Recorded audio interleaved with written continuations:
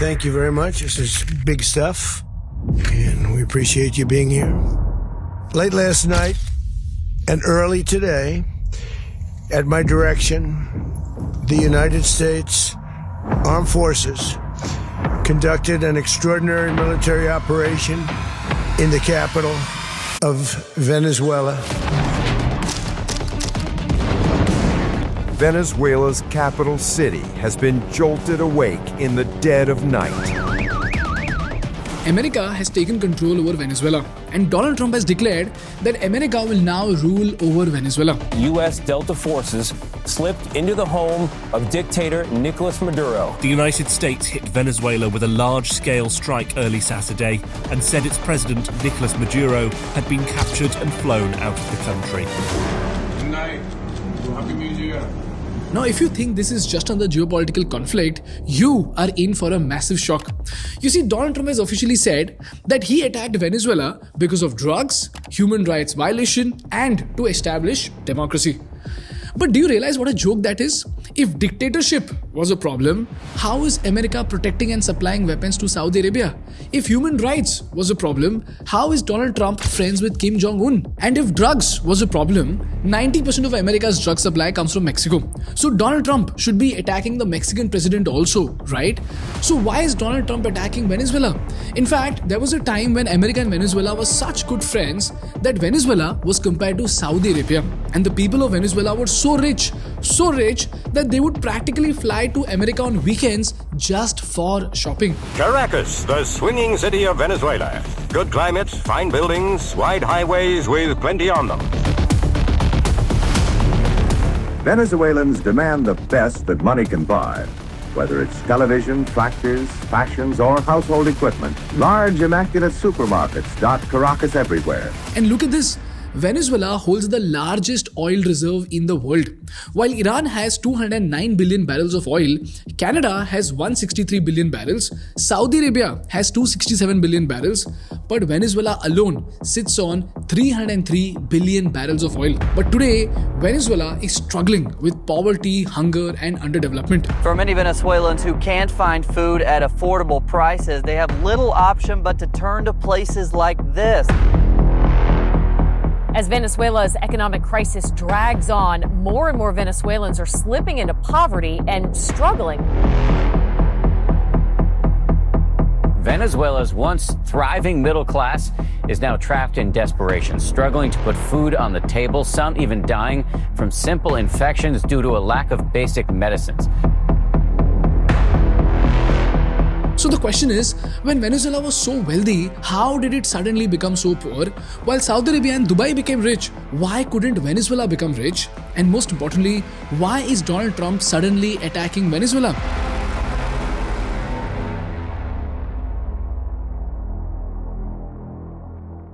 Before we move on, I would like to thank Outskill for supporting our content. People, I want you to be ahead in the AI curve. That is why I am inviting you to an exclusive 2-day live AI training program, which is happening this weekend, Saturday and Sunday from 10 a.m. to 7 p.m. IST. Normally, this program is priced at 10,000 rupees, but you can attend this at no cost, all thanks to Outskill. Outskill is one of the rare AI-focused education platform, which is backed by some of the most influential AI founders and investors. And across these 16 hours of live interactive training, you will gain the skills to build your personal AI toolkit with 10 plus tools already transforming industries. You will learn to master prompt engineering so you can harness AI precisely. You will learn to automate repetitive tasks and analyze data without writing a single line of code. And you'll be able to create professional presentations using images and videos in minutes. Eventually, you will also learn to develop AI agents and tools that give you a competitive edge in this hyper competitive world. Over 1 lakh professionals from 40 plus countries have already attended this training because they understand that in the age of AI, staying unprepared isn't just a disadvantage, it is a risk. Whether you work in tech, policy, business, or any field, this program is built for you. But remember, the seats are limited and they are filling up rapidly. So if you want to future-proof your career and understand how AI is shaping the world, this is your chance to take action. So click the link in the description, secure your spot, and join the WhatsApp group to receive all updates.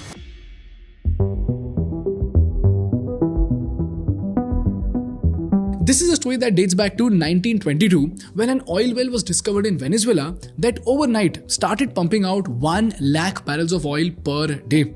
This was a time when oil was not even discovered in Saudi Arabia or UAE. And as soon as oil was found, companies like Standard Oil and Shell built refineries, laid pipelines, and built entire cities in Venezuela. At that time, Venezuela created a 50-50 profit sharing model. So half the profit went to Venezuela and half of it went to the American companies. Because of this, by 1950s, Venezuela became the 4th richest country in the world. And like I said, the Venezuelans were so wealthy that they would fly to Miami on weekends just for shopping. And look at this map. Venezuela and America are so close that you can take a flight from Florida and reach Venezuela in just 3 to 4 hours. Similarly, through the Gulf of Mexico and the Caribbean Sea, Venezuelan oil could reach refineries in Texas and Louisiana in very little time and at very low cost.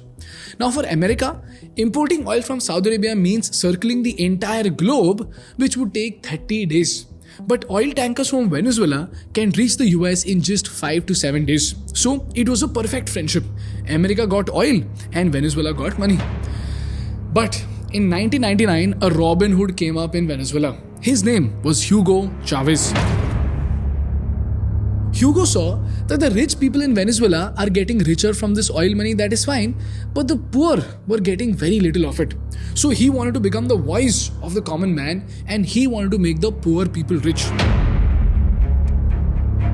Para decírtelo en mi mal inglés, you are a donkey, Mr. Bush. Un gobierno que respete a los pueblos de América Latina. Váyanse al carajo, yanquis de mierda.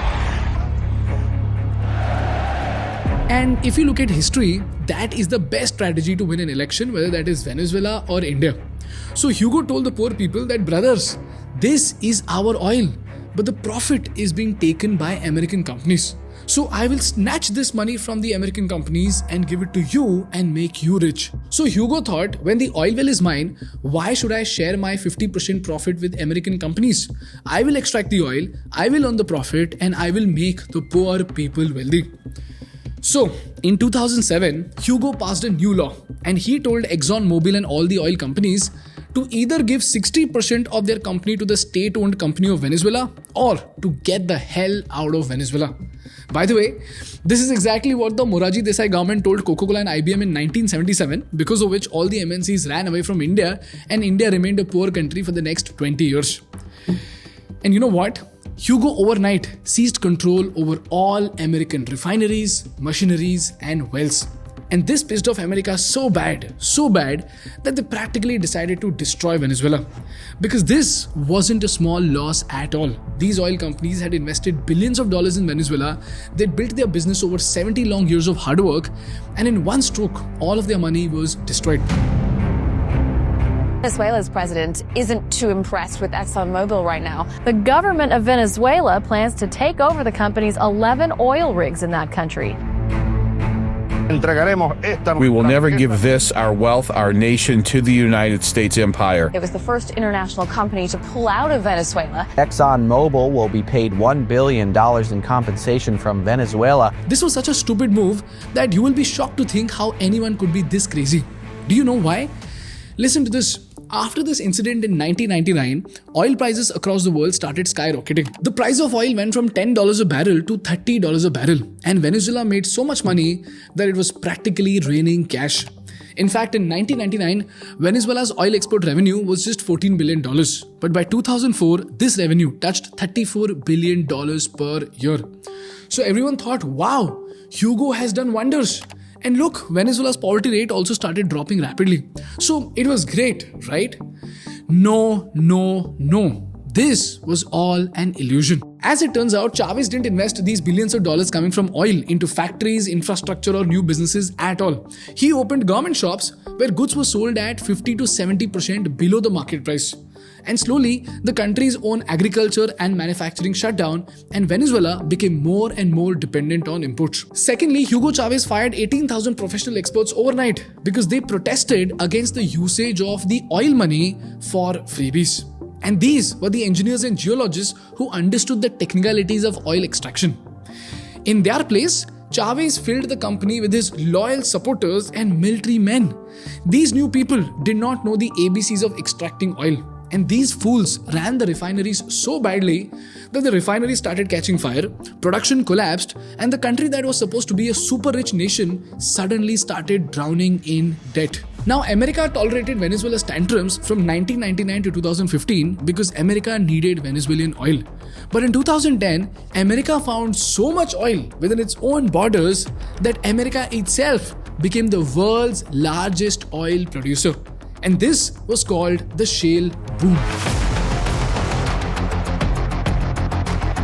In the last 2 years, US production of oil has, thanks to the shale boom, risen 1.3 million barrels a day. America will become the world's largest oil producer as soon as this year. So now the question is, when America has its own oil, why is America still interested in Venezuela? Well, here's the hidden truth. Venezuela is super important for US even today for 3 reasons. Firstly, a large number of US refineries are specially designed to process heavy crude oil that only Venezuela has. So they desperately need Venezuela's heavy crude to maximize profits. 70% of the oil coming into America, which it needs to basically keep its economy going, is heavy crude. And where does heavy crude come from? Well, here are some of the big countries where you find most of it. It's Canada and Venezuela. Secondly, Venezuela has a huge mine called Arco Minero, which is expected to have 7,000 tons of gold, $100 billion worth of coltan, which is a mineral used in every smartphone, laptop and electric vehicle, and it also has 3 billion carats of diamond reserves. And lastly, since Venezuela doesn't get along with US, China and Russia are already cozying up to Venezuela. In fact, China has given them $60 billion in debt, Russia is already supplying weapons, and Iran is already supplying drones to Venezuela. So Donald Trump's attack is not to save democracy, but to kick China and Russia out of America's backyard and regain control over oil and minerals. Because if China or Russia took control of Venezuela, they could practically deploy a missile pointing right at America and extract all the gold and coltan out of it. So after sanctions, threats and intimidation, now Donald Trump has attacked Venezuela. He captured the president and told the world that Maduro runs a drug cartel, violated human rights and rigged the elections. Like I said, if dictatorship was a problem, how is America protecting Saudi Arabia? If human rights was a problem, how is Donald Trump friends with Kim? And if drugs was a problem, why is America not attacking Mexico? Well, that is because Saudi Arabia sells oil in US dollars, North Korea has a nuclear weapon, and Mexico makes $1 billion for American businesses. This, my dear friends, is the story of Venezuela's destruction, and it teaches us 3 very, very important lessons. Lesson number 1, wealth distribution without wealth creation is suicide. Hugo Chavez thought that by taking money from the rich and distributing it to the poor, poverty would end. But he didn't understand that poverty cannot be eradicated by distributing money. It is supposed to be eradicated by growing businesses that can employ the poor. Secondly, utilizing money effectively is far more important than just earning it. Hugo Chavez earned the money, but to maintain his popularity, he ignored agriculture and failed to build new industries. He made the entire country so dependent on oil that the greatest strength of Venezuela eventually became its worst nightmare. And lastly, by now we all have learned that we should never ever mess with Uncle Sam. Because in geopolitics, power is everything and America is right now the superpower of the world. This is the story of Venezuela. That's all from my side for today, guys. If you learned something valuable from this case study, please hit the like button in order to make YouTube Baba happy. And for more such insightful business and political case studies, please subscribe to our channel. Thank you so much for watching. I will see you in the next one. Bye bye.